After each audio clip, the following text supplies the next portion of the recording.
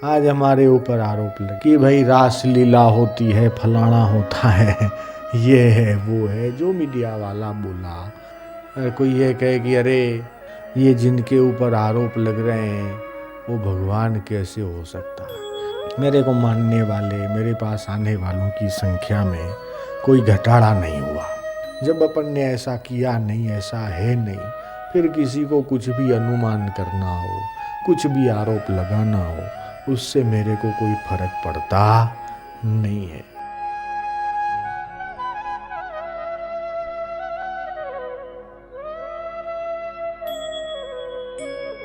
संत दर्शन करे, सत्संग सुने, उसका भी विशेष महत्व है कि हमारे जीवन में ज्ञान है, लेकिन वो ज्ञान क्या है? अधूरा ज्ञान है। और जब तक जीवन के अंदर अधूरा ज्ञान है, तब तक पूर्ण दुख की निवृत्ति संभव नहीं है। तो पूर्ण ज्ञान जीवन में हो, इसलिए पूर्णिमा के दिन अगर सत्संग सुनो, संत दर्शन करो, तो आपके अंतर में जो ज्ञान की कमी है, जो ज्ञान की अपूर्णता है, वह ज्ञान की अपूर्णता मिटकर वह ज्ञान पूर्णता को प्राप्त करता है। कि जैसे बीज पूर्ण वृक्ष बनता है, कि जैसे नदी समुद्र में मिलती है तब वो पूर्णता को प्राप्त करती है। फूल एक जब कली में होता है तब अलग है, विकसित पूर्ण होता है तो उसकी सुगंध और उसका आकार पूर्णता को प्राप्त होता है। ठीक ऐसे ही जब आत्मज्ञान हो, ब्रह्म ज्ञान हो, तब जीव का जन्म लेना पूर्ण होता है। नहीं तो ये जन्म मृत्यु का चक्र सिलसिले ढंग से चलता ही रहता है। शरीर बदल जाएगा, आज मनुष्य योनि में हो, कल पशु योनि में, पक्षी योनि में, कीट पतंग योनि में चले जाओगे। लेकिन ये जन्म मृत्यु का चक्कर सदा के लिए इसको स्टॉप करना, बंद करना, तो आत्मज्ञान के सिवा कोई चारा ही नहीं है। उसके लिए है उपासना, उसके लिए है सत्संग, साधना। और ये जो सत्संग है कि जितने साधन कहे भगवत प्राप्ति के, मानव के कल्याण के, जितने भी साधन हैं, उन तमाम साधनों में पहले नंबर का, एक नंबर का साधन कौन सा? कि सत्संग है। कि बिन सत्संग न हरि कथा। कि भाई तुम इतने बड़े बन जाओ, इतने बड़े बन जाओ कि दुनिया तुमको भगवान मान ले। जैसे राम जी थे, जैसे कृष्ण थे, कि वो अवतारी थे, जन्मजात उनके उसमें विघ्न बाधाएं आती रही। अगर कोई ये कहे कि अरे ये तो देखो ये भगवान कैसे हो सकता है, इसके ऊपर तो आज ये आरोप लगा, कल दूसरा आरोप लगा, ये तो ऐसा है, ये तो ऐसा है, ये जिनके ऊपर आरोप लग रहे हैं वो भगवान कैसे हो सकता है। मैं तो ये कहूँ जिसके ऊपर मैक्सिमम आरोप लगे वही भगवान हो सकता है। जयराम जी की बोलना है। जिसके ऊपर जितना ज़्यादा तकलीफ, जितना ज़्यादा संकट, जितना ज़्यादा प्रतिकूलता, और फिर भी वो प्रतिकूलता, वो संकट, वो विघ्न बाधा जिसके ऊपर, जिसके चित्त में प्रभाव नहीं डाले, वो देखो आप और हम, તમે અને અમે, આપણે જન્મ લીધો, જેલની અંદર જન્મ લીધો કે જેલની બહાર જન્મ લીધો, અને આપણે જન્મ લીધો તો જન્મ લીધા પહેલાં તમારા કે મારા કોઈ દુશ્મન તૈયાર નહોતા. જે બી દુશ્મન છે એ અત્યારે કોઈ એકાદ બે પાંચ હશે તો હશે, बराबर। लेकिन कृष्ण भगवान पैदा हुए उससे पहले ही गर्भ में आए उससे पहले ही, बच्चे जन्म ले उससे पहले ही उनका दुश्मन मामा कंस तैयार है। उसके बाद 3 महीने के, 6 महीने के, 9 महीने के, साल 2 साल लगातार सिलसिले ढंग से, कभी कोई प्रॉब्लम, कभी कोई दुश्मन, कभी कोई उनको मारने के लिए उनके पीछे पड़ा। उसके बाद भी उनका चित्त जो है व्यथित नहीं हुआ। राम जी के जीवन में कितने विघ्न बाधा है, तो ये विघ्न बाधाओं से डरना, पलायन करना, भागना, जान बचाना, ये सब जो है ठीक नहीं। उन सब का सामना करना चाहिए। आज हमारे ऊपर आरोप लगे, भाई ऐसा है, भाई यूं है, कि भाई रास लीला होती है, फलाना होता है, ये है वो है, जो मीडिया वाला बोला, अखबार वाला लिखा, तो वो तो गरबा का सीन था। उसका तो हमारा सुदर्शनम हर महीने का मंथली वीसीडी डीवीडी जो निकलता है, उसके अंदर वो सारे शॉट हैं कि भाई क्या है क्या नहीं है, कैसा गरबा था क्या। अब उसमें किसी ने यहाँ मोर पख मेरे को लगा दिया और किसी ने मुरली दे दी और मैंने होठ पे रख दी, तो इसमें कोई कृष्ण नहीं बन गया। जयराम जी की। हाँ, उनको दिखाना था दिखाया, जो बोलना था बोला। मैं तो कहता हूँ जो उन्होंने किया उसमें कोई बुरा नहीं है। हम लाखों रुपए देते और हम कहते कि 1 घंटा मेरे को ऑल ओवर वर्ल्ड में दिखाओ, तो वो नहीं दिखाते, लेकिन ये मुफ्त में उन्होंने मेरा पब्लिसिटी कर दिया। उसमें मुझे दुखी होने की और डरने की कोई ज़रूरत नहीं है। मेरे को मानने वाले, मेरे पास आने वालों की संख्या में कोई घटाड़ा नहीं हुआ, बढ़े हैं। आज जो नहीं जानते थे, ट्रेन में, प्लेन में, कहीं भी जाता हूँ, हाँ स्वामी जी हमने आपके टीवी में दर्शन किए। मैंने कहा बहुत अच्छा। तो ये विघ्न बाधाएं हर युग में।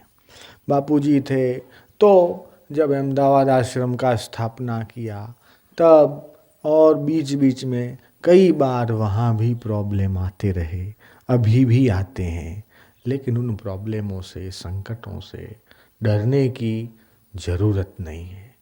जो डरता है सो मरता है। इसलिए मेरे को ये भजन की लाइनें बहुत अच्छी लगती है। मैंने भजन श्रृंखला भाग 1-2 में ये जो भजन गाया है उसमें भी ये लाइनें हैं। वो आप कैसेट आपके पास होगी, बढ़िया, नहीं है तो कैसेट स्टॉल से ले जाना, वो सुनना, आपको बहुत बल मिलेगा। उसकी ये लाइनें आप दोहरा लो। संकटों को रोकने की, बोलो, संकटों को रोकने की तू सबल दीवार बनकर उच्च उठता ही चला जा, हिमालय का शिखर बनकर हो न व्याकुल, सिंधु सा गंभीर बनकर जी, एक दिन ही जी मगर तू वीर बनकर जी, महावीर बनकर जी। तो देखो, आपके अंदर जो निर्भयता है वो आपके जीवन का एक शस्त्र है कि भगवत प्राप्ति भी ऐसे व्यक्ति को होती है जो निडर है।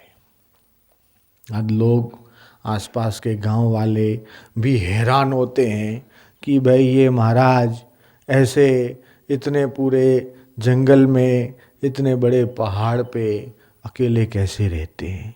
जब सबसे पहले मैं यहाँ निवास चालू किया तो सब लोग हैरान हो गए, आश्चर्य में पड़ गए।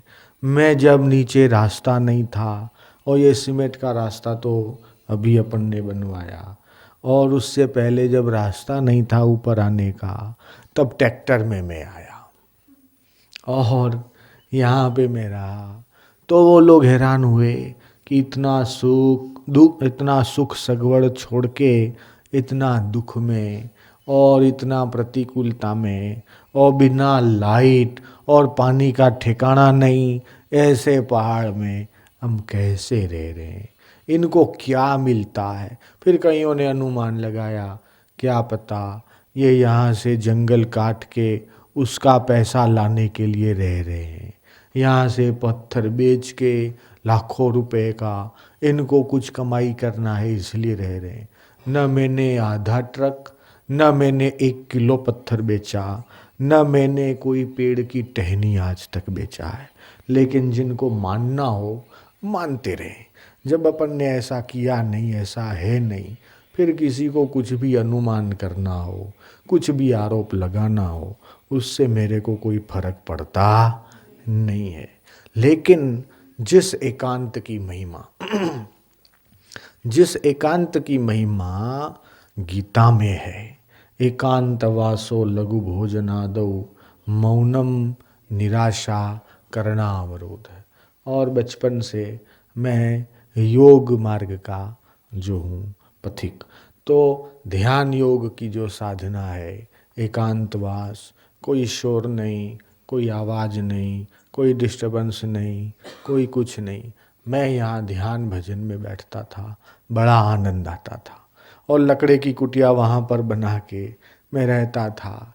रात में कैसे आवाज़ आते थे, कैसे पत्थर आते थे, अब वो फेंकता था कि भगवान जाने भगवान की क्या लीला थी, माया थी, वो सब हुआ। लेकिन मैं अडिगता से यहाँ पे रहा, और इस जंगल में आज थोड़ा बहुत मंगल हमें दिखाई दे रहा है। लाइट भी आ गई, पानी का भी हो गया, इतने वृक्ष भी हो गए, ये वो जो भी दिखाई दे रहा है, ये सब सहज में हुआ। मेरे को यहाँ बहुत बड़ा कोई बिल्डिंगें नहीं बनानी, मेरे को अपना व्यक्तिगत साधना और अपने से जितना बन सके लोगों का सेवा, लोगों का उत्कर्ष। और लोगों की सेवा क्या है कि ठीक है भाई, किसी के पास कपड़ा नहीं है, उसको कपड़ा दे दो, ये लोगों का सेवा है। प्यासे को पानी पिला दो, भूखे को अन्न दे दो, भोजन दे दो, ठीक है, अच्छा है, सेवा है। लेकिन ये सेवा को मैं एकदम टेम्पररी सेवा मानता हूँ, ये परमानेंट सेवा नहीं है। आजकल इतना तो है ही है कि सबके पास भोजन करने का प्रबंध, रहने का प्रबंध, कपड़े का प्रबंध, ये सब तो है। लेकिन जो उसके मन में बुराइयां है, जो अज्ञान है, जो मैं मेरा है, जो मोह है, जो आसक्ति है, जो तृष्णा है, वो जब तक उसके अंतःकरण में से निकलती नहीं है, तब तक आप उसको कितना ही आजीवन उसके कपड़े का प्रबंध कर दो कि पे चलो तुम्हारे आजीवन तुमको कपड़ा मेरे से मिलेगा, आजीवन तुमको हर महीने दाल चावल आटा सीधा हम देंगे, तुम्हारा ये हम देंगे, तुम्हारा इतना पैसा हम तुमको बांध देते हैं, महीने का तुमको भाई चलो 5,000 10,000 20-25 हज़ार मिलेगा। इस प्रकार का अपन प्रबंध कर देते हैं। उसके बाद भी अगर उसका मोह, उसकी तृष्णा, उसका अज्ञान अगर नहीं मिटता है, तो इतना सारा सपोर्ट करने के बावजूद भी तुम उसका परम कल्याण या परम हित नहीं कर सकते, जब तक कि उसके अंतःकरण में ये आत्मज्ञान नहीं आता। तो ये विवेकानंद का कहना है, रामकृष्ण परमहंस, विवेकानंद बापूजी का, और जो भी ब्रह्मज्ञानी संत हुए, कि भाई अगर तुम लोगों की सच्ची सेवा करना चाहते हो, तो बड़े में बड़ी सेवा ये है कि जिस अज्ञान के कारण आज लोग पीड़ित हैं, जिस अज्ञान के कारण लोग दुखी हैं, फंसे हुए हैं, राग में, द्वेष में, मोह में, तृष्णा में, अज्ञानता में, तुम लोगों का वह अज्ञान दूर करने की सेवा करो। तो वो जैसे भी हैं, जो भी है, चाहे संसाधन उनके पास कम है कि ज़्यादा है, चाहे वो महल में रह रहा है, चाहे वो एक झोंपड़े में रह रहा है, लेकिन उसका अगर अज्ञान निवृत्त हो गया, तो वो जैसा भी है, जो भी है, उसको परम आनंद, परम संतोष प्राप्त होगा। और उसी मार्ग के अनुसार, कि जिस मार्ग के अनुसार संत महापुरुषों ने लोगों का ज्ञान देकर सेवा किया है, उसी परंपरा में अपन चलते हैं। उसके बावजूद भी अगर अपने से ऐसा बन पड़ता है कि हाँ चलो किसी को नौकरी नहीं है, किसी को रोजगार नहीं है, और उसको थोड़ा बहुत अपन मदद करें या रोजगार देवें या ऐसा कुछ अपने द्वारा हो जाता है जिससे अपना देश का पैसा देश में रहे, विदेश नहीं जावे, और ऐसा कोई लघु उद्योग, कोई गृह उद्योग कि जिससे लोगों को काम मिले, ऐसा कुछ अगर होता है और समझ में आता है तो ऐसे काम भी अपन करते हैं, और उससे कई परिवार जो हैं आज पल रहे हैं। और हम ऐसा मानते हैं कि जो गांधी जी का सिद्धांत था कि भाई हर गांव गांव में काम होना चाहिए, लोग आज बेकार हो गए, निठल्ले हो गए, ऐसा नहीं होना चाहिए। तो उस प्रकार के सिद्धांतों को अपन मानते हैं और जितना अपना समय, शक्ति, योग्यता है उस हिसाब से करते हैं। लेकिन मुख्य लक्ष्य है लोगों का अज्ञान दूर हो, हमारा, आपका, सबका भीतर में जो नासमझी है, जो बेवकूफ़ी है, ईश्वर के बारे में संदेह है, हाँ, जीवात्मा परमात्मा के बारे में संदेह है, वो निवृत्त होके अपने को उस परमानंद का अनुभव, कि जिसके लिए अपने सबको मनुष्य शरीर मिला है, वो सिर्फ भोग भोग के खत्म करने के लिए नहीं, लेकिन वो परमात्मा के ज्ञान से परिपूर्ण होके अजर अमर परमात्मा का अनुभव करके जन्म मरण के चक्करों से सदा के लिए छूटना, ये मनुष्य जीवन लेने का परम अर्थ ऐसे ही सिद्ध हो सकता है। तो आज पूनम का दिन है और कहाँ कहाँ से आप सब लोग यहाँ पर आए हुए हो, थोड़ा ऐसा संकल्प करो कि पहली बात तो ये कि कुछ भी हो जाए लेकिन अपना जो हौसला है उसको कभी कमज़ोर नहीं होने देना। डरना और सावधान रहना, इन दोनों में बहुत फर्क है। कि स्वामी जी आपके लिए समन निकला, आप डर गए इसलिए आप नहीं आए। मैंने कहा भाई ऐसी बात नहीं है, लेकिन सावधानी से अपने आप का बचाव करना। कोई षड्यंत्र तुम्हारे लिए करता है और तुम भोले भाले सीधे संग से, वो जैसा सामने वाला चाहता है वैसे तुम अगर करते रहते हो और वो तुमको क्लच में ले लेता है, तुमको फंसा देता है, तुम्हें कुछ गलत आरोपों में फिट कर देता है, तो सामने वाले दुर्जन के षड्यंत्र का शिकार होने से अपने आप को बचाना, ये भी एक युक्ति है। तो ऐसे करके हम जो है वो संकट आया, एक बवंडर आया, एक भंवर आया, और भंवर से हम निकल गए, बच गए। तो फिर एक बार नहीं 10 बार आएंगे, 50 बार आएंगे। और हम तो उस समय भी अलग अलग जगह गए, और हम जहाँ गए वहाँ निर्भयता से गए, हिम्मत से गए। अभी भी अलग अलग जगह हमारे कार्यक्रम हो रहे हैं, चल रहे हैं, और लोगों का मन में कोई प्रेम, कोई श्रद्धा, कोई विश्वास कम नहीं हुआ है। तो ये बात तय है कि जो सत्य है वो परेशान हो सकता है, पराजित नहीं हो सकता है, क्योंकि सत्य ईश्वर है, सत्य परमात्मा है, और परमात्मा ही सत्य है। तो ये बात जिसके मन में अडिगता से बैठी हुई है, वो संकटों से खेलता है, संकटों से डरता नहीं है। तो जैसे भगवान कृष्ण थे, भगवान राम थे, वो दुर्जनों से हारे नहीं।